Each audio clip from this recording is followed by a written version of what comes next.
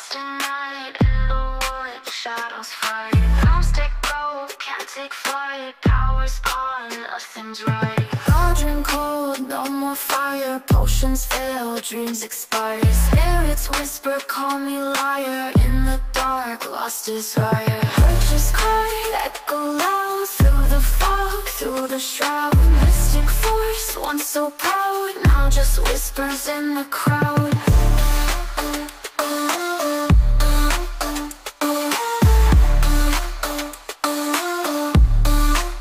Babalan TV. Hello Gemini, welcome po sa inyong reading. So this is for March 8 to March the 14th reading. Para po sa mga bago, don't forget to click the subscribe button, smash the like button, comment below kung kayo po ay nakaka-resonate, and hit the notification bell. Kung gusto niyo pong sumali sa ating live sessions, doon po yan sa ating kabilang channel, that is Babaylan TV. No, yan po ang ating unang channel catered for our international audience.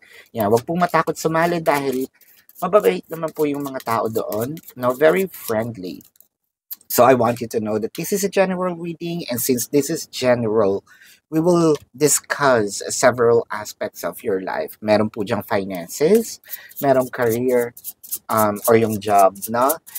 And of course, the majority of the person who are into this channel is the relationship, no, or romantic reading. So different stages din ng romantic reading. So meron doon sa mga mag-asawa, sa mga mag-jowa, singles, no, sa mga no labels. Let's check kung merong papasok na third party, no, or check even if there's some aspects of our life that needs to be discussed in here. Alright, I want you to know that this is a general reading again. You may resonate po sa buong reading or baka konti lang, no? That depends. Ayan, so take what's only yours. Magsimula na tayo, no? So, Gemini, bakit parang ang ginagawa natin ngayon instead of with our own doings, no? Alisin itong bumabagabag sa atin, let's say siguro ginawa kasi rin natin, no, with our own will. Alisin itong mga bagay na hindi na nag-work sa atin. It seems like lagi pa rin silang nakastick, no, parang linta. So, inaantay mo na lang bang manawa itong tao o mga tao o pangyayari, no, na ay nako, hayaan mo na, magsawa ka dyan, kasi pagsawa ka naman na, titigil ka na, no? So, I think that merong gusto tayong baguhin, ginawa natin, pero hindi tayo nag-succeed on that time, no? Kaya ginawa na lang natin, bahala ka na dyan. Basta ako, I will be living my life, no? Kung ano man ang gusto mong gawin sa akin. Kasi dati nagpa-apekto ka from what I am seeing with the Queen of Wands. So, parang, you already discussed this to the person, no? Dun sa taong involved, na hoy, masakit na, hindi ko na gusto yung nangyayari, or baka lumaban din tayo at some point with the devil card in here, pero instead na makatulong, no, edi lalo siyang, parang lalong lumala. So what are you doing here is bahala ka na dyan, magpo-focus na lang ako sa sarili ko. And I think that you are starting to move forward, no, with the Ten of Pentacles. Probably you are really focusing on yourself. Pero nandito pa rin tong taong to, parang feeling ko pabalik-balik lang siya, mawawala, pabalik, no, mawawala, nandiyan na naman. So when it comes to the finances, I feel like meron tayong gustong tanggalin din sa ating, habit. Probably, no, kung tayo ay pala inom ng kaping mamahalin, no. Sample lang naman to, hindi naman palaging ganon. Yun lang ang pinaka maganda kasing gawing example, no. You would rather probably, ay nako, bibili na lang ako ng yung sa stick, no, ganun din naman siguro ang lasa. Pag-aaralan ko na lang siguro kung paano yung lasang ganun, or yung ako na lang gagawa ng sarili ko. Mag-iced coffee na lang ako, no. With the Queen of Wands in here, parang you already, sana sinabi mo or kinausap mo yung sarili mo, no. Yung made an oath, pero bakit ganun, hindi ko maiwasan at some point. Pero ngayon, parang medyo okay na. So kung ano man itong mga either bisyo, mga ating kapritsyo na parang feeling mo hindi na nagwo-work sa akin, mas gusto ko ngayong mag-save, yun muna ang aking doon muna ako nagfo-focus, no? Doon na lang, parang, sige, gagawin ko pasundot-sundot. Meron akong cheat day, no? Ayan. So, siguro kung dati araw-araw, siguro ngayon twice a week or pwedeng once a week or once a month, no? So, ganun yun. So, kung travel, ganun din naman, di ba? Parang, ay nako, kung monthly, ginagawa ko na lang every 3 months, no? When it comes to the career, I feel like you already talked to this person, ni-report mo na siguro, merong nagbubuli sa'yo doon sa inyong trabaho. I think that someone here is also parang bina-blackmail tayo to a point kasi devil card is in here or ginigipit tayo to a point na nandito na tayo sa hindi na tayo nakakatulog. So, hindi muna natin siya pinansin, we focus on ourselves, pero kinukulit tayo, no? Kung ito yung romantic relationship, I feel like there is like manipulations in here. So, meron ng separations for the most of you, no? Tapos sinasabi nyo lang, ayoko na, pero bakit ba hindi itong taong to hindi maniwala, pabalik-balik lang siya dito sa akin, no? Sabihin natin na pinagtulakan ko na ilang beses ko nang sinabi, parang hindi Tagalog yung sinasabi ko kasi hindi nagre-register sa kanya na ayoko na. Ano pa ba ang pwede kong idagdag or anong pinakamagandang sabihin? Kasi nagbigay na ako or nagsalita na ako sa mahinahon na paraan. Even sa siguro sumigaw na ako, no? Still this person is hanging around. Para tong ayaw akong lubayan, no? Doon naman sa mga singles, this is different, no? This reading is different because you're waiting, probably you're talking to yourself, ano bang mali sa akin, no? Siguro, ang nakikita mo dito, siguro, okay, there's already acceptance na lang, baka nga, sinasabi mo, no? Malas, no? Hindi yata, ang pag-ibig yata ay hindi na doon sa aking past. So, slowly but surely, I'm trying to move forward, pero lapitin talaga tayo ng ano ba to? Meron na akong, sinabi ko na hindi na ako ma-fall in love dito sa mga bad boy looking, pero eto na naman, ano ba, heart, no? Hindi si Mess Heart, ha? Ano ba, heart? Hindi ka ba magtitino, no? Hindi ka ba nadadala? So, doon naman sa mga no labels, I feel like siguro eto na nga, sinabi nyo rin na ayoko na, or third party situation, ganun din. Ayoko na mag-antay, ayoko na nandito ako sa sitwasyon na parang hindi ko alam kung saan ako lulugar. Dahil hindi ko alam kung nasaan ako sa puso mo or sa buhay mo. So, you try to move forward, kinausap mo, still nandito pa rin. Same energy. Always sticks, no? There's something that always sticks and you want to change something. The Queen of Wands clarified by the Ten of Cups, the Devil card clarified by the Three of Wands, the Nine of Swords clarified by the Seven of Swords, the Six of Swords clarified by the Nine of Wands. So, so minsan, no, minahal din natin or kumbaga in-entertain natin, we welcome this person or this energy into our lives. We're waiting, we kind of waited.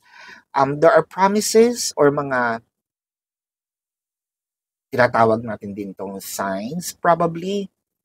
You're hoping, you're wishing, probably in the next time, in the future, but so far, kung ganito ang nangyayari, I'm a stop, no? I'm going to put somewhat a period on this. So, kung finances, sinabi natin, oo, minahal ko minsan yung mga ganong mga gawi, no? Travel, kung ano man ito. Pero parang feeling ko, pag tinitingnan ko ang aking mga bank account, wow, sana all. Pag tinitingnan ko ang aking bank account, kasi dito, almost or max of 3, no? Syempre, isama mo dyan yung GCash, ayan. Parang sinasabi mo dito, parang walang nangyayari. So, with the Nine of Wands, gagawin ko na lang, I'll be opening myself to probably different na pagkakaabalahan, no? Kung job naman ato or career, I think na malapit tong taong to, kaso parang ito nga yung sinasabi natin na bigla akong napansin na doble cara pala ito with the Seven of Swords, tinuring ko pa man din kaibigan, no? Ngayon, sabihin kong hindi ko siya kinakaaway, pero kumbaga meron na rin akong walls, no? Siguro kung mag-uusap kami nitong taong to, yes or no, no? Or being professional na lang. Kung ito'y romantic, no? So, ang nakikita natin, syempre, minahal natin, inaantay natin na magbago pero hindi nagbabago. So, we move forward. Pero, if in case, just in case lang na magbago, no? Sige, you're welcome into my life. No? Ganon din dun sa mga no labels, singles, no? Pero ay sa single paano ba? Kasi sa single sinasabi mo minsan ako nagmahal, nag-antay ako na loko ko, pero I'm still hoping na may tao, no? Na may in love sa akin. There you go. So the Knight of Cups is clarified by the Sun. The Ten of Pentacles is clarified by the Nine of Cups. The Knight of Pentacles clarified by the Fool card. The Death card clarified by the Justice. I love them. I love them. I love this. I love the synchronicities of the cards. Kasi sinasabi dito na probably we're moving forward. We're looking for the brighter future, the silver linings on this. Pero kasi meron ditong wish fulfillment no? Kung ano man yung inaantay natin dito na pagbabago, coming from the person, coming from this event, I feel like bigla-bigla na lang, no? Without even you asking for it, bigla-bigla merong changes and I feel like this works or this is going to work in your favor. So, kung finances ito, siguro magkakaroon dito ng opportunity. Big opportunity. Probably you are gonna work for a different company, a different department, pwedeng same company, different department, or probably makalabas ng bansa if this is what you wanted to happen. And I feel like there is a good opportunity for you to gather, no, ito mga finances mo with the Knight of Pentacles and the Fool card. For those of you, especially dun sa singles, na probably looking for someone new, I feel like makakahanap ka dito ng magma-match doon sa iyong mga checklist, no? And I feel like this is going to be with you. Parang ito na yata yung magtatrato sa iyo, no? For the rest of your life. And for those of you Gemini, I feel like someone Libra or has Libra placement in their chart, no? Doon naman sa career, yes, meron man tayong mga hindrances, no? Meron mga tao nang bubuli or hindi naniniwala sa atin, sa ating mga kakayahan. I feel like maibibigay mo dito yung part na sinasabi ko na nga ba no, na minsan pinaniwala mo ako na wala akong kwenta, na wala akong maiaambag, pero eto ko, no? I feel like na masasabi mo dito sa taong to na bali ang inaakala mo sa akin, or pwede kong sabihin na not really in voice na hahalaka ka kasi napatunayan kong mali ka. No. But this is sa gawa. And I feel like magkakaroon din naman ng harmony. Hopefully, either aalis itong taong to. One thing's for sure, you're staying, you are improving, you're thriving. And kung baga sa eyes, malulusaw ito. No, probably malulusaw ang inggit, malulusaw itong sama ng kanyang pag-uugali, or aalis siya, no? That's something that you probably thinking of wishing and manifesting. Kung ito'y relationship na merong separation and you want your person to change, no, maturely or in a positive way, I feel like nandito ang wish fulfillment. Chances are, ito yung doorway ng week na ito for you to see the difference coming from them. Chances are, mas ma-fulfill mo ito either by the next week or the April na, no? Pero at least ito yung doorway para for them to give, to present that they are changing. Doon sa mga singles, I feel like dito makakatagpo tayo ng, again, yung sinasabi ko, Libra or has a Libra placement in their chart. No, dito naman sa mga no labels or nasa third-party situation, magkakaroon ng clarity. I love how this person presented this because it felt like it works on your favor. Ano? So gusto ko lang pong ipaalala sa inyo, Gemini, doon po sa ating kabilang channel, na doon po ang ating unang, yun po kasi ang ating unang channel. Doon po tayo nagla-live. So, pwede kayong magtanong, no? Kung hindi nyo po maabutan, pwede naman kayo magtanong dito sa ating comment section as long as yung question po is answerable by yes or no. Pero kung hindi po kayo papatulugin ng yes or no lang na sagot, dumiretso na po kayo doon sa ating website. Sa description po ng video na ito, there is a link. Click the link, you will be routed to my website. Nandun po yung information, name, number, QR code, amount per question for your reference. And also, kung take advantage of the 4 questions plus 1 dahil discounted po yun. If you want to book a private reading, nandun din po siya. No? So, let's get some more cards here. You are the light at the end of my tunnel. So, I feel like, nakapagbigay tayo ng mark dito sa taong to. Pwede ang anak nyo mark, nakapagbigay ka ng mark. Ay, dad jokes. Nako.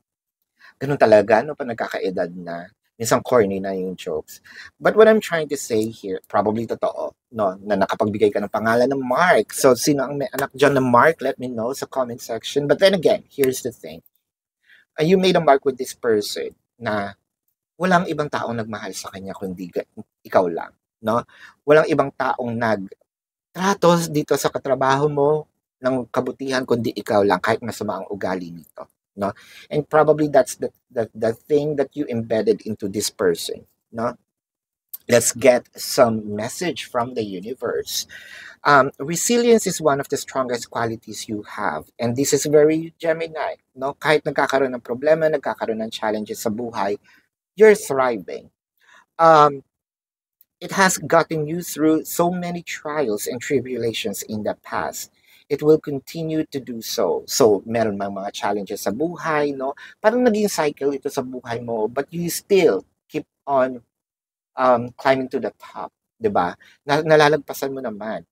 So, lean on that inner tower of strength anytime that you need it. You got this. So, kung nandito ka man sa sitwasyon na ito, lagi mong iisipin, ano pa ba? No? Ano pa bang trial ang hindi mo nalagpasan? If you are in this situation right now, maning-mani na lang sa'yo to. No? Mamaniin mo lang to. It's like a walk in the park. Makukuha ang solusyon as if parang maglalad na lang sa lap mo, no? To a point, probably like that, no? But let's check the zodiac sign of your person. Kung ito'y romantic, of course, sinabi ko kanina, sa mga singles, no? Or probably ito yung person mo, Libra or has a Libra placement in their chart, no? Scorpio, Aries, Taurus, Virgo, Sagittarius, Pisces, Leo, Capricorn, Scorpio, no? Capricorn is napaka-dominant. So that's it. This is your reading. Love and light to you. Namaste. See you po sa susunod na readings. Goodbye. You want the